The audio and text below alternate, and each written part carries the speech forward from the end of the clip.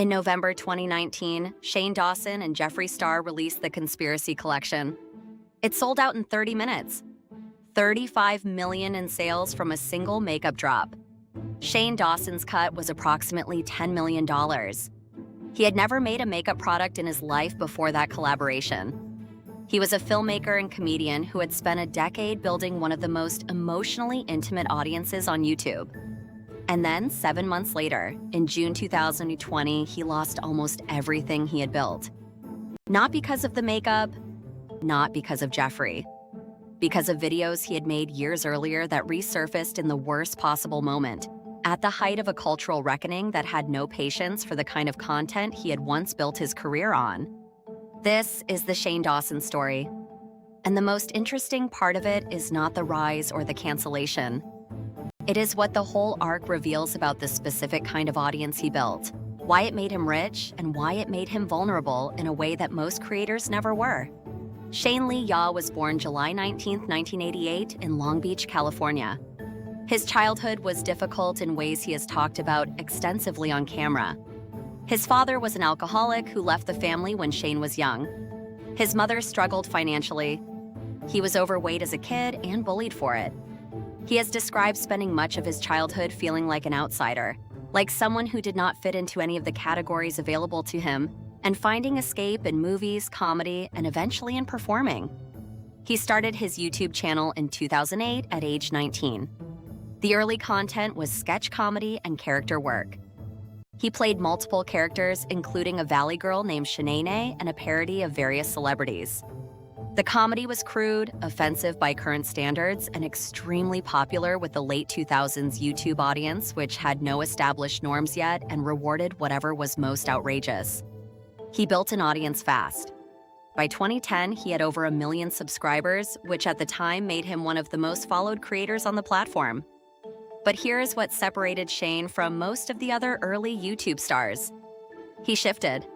Where most creators found a format that worked and repeated it indefinitely, Shane kept changing what he was making. He moved from sketch comedy to more personal vlogs, then to conspiracy theory videos, then to long-form documentary series profiling other creators. The documentary format is where everything changed. In 2018, he released a multi-part series called The Mind of Jake Paul, a deep dive documentary into Jake Paul's personality and the Team 10 content house. It got tens of millions of views, not because it was salacious, because it was genuinely empathetic in a way that YouTube content almost never was. Shane approached Jake Paul not as a villain to expose, but as a complicated person to understand. He brought in a therapist to discuss sociopathy. He sat with Jake's family members.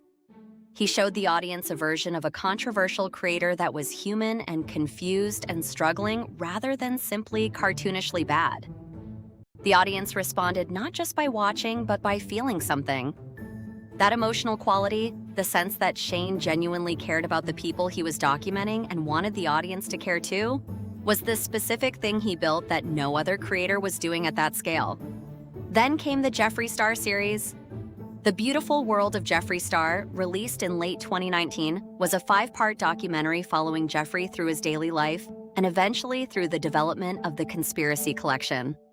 It had the same emotional intimacy as the Jake Paul series. Jeffree, one of the most polarizing figures in beauty YouTube, was presented as a human being with a complicated past and a generous heart rather than simply a controversy machine. The series got over 100 million views across its episodes. And the product it was built around, the Conspiracy Collection, sold out in 30 minutes and generated 35 million in a single day. Shane made 10 million. That number needs context.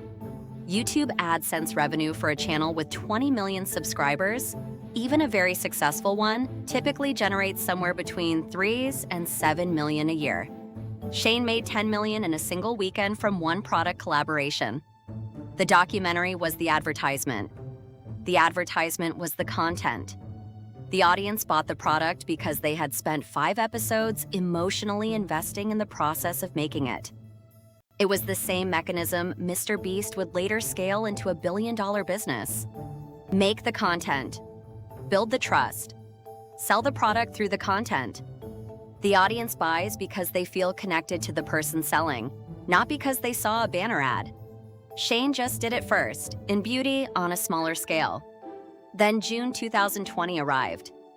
The context matters here. In the summer of 2020, following the murder of George Floyd and the global protests that followed, there was a significant cultural reckoning on social media about racism, accountability, and the history of offensive content on YouTube.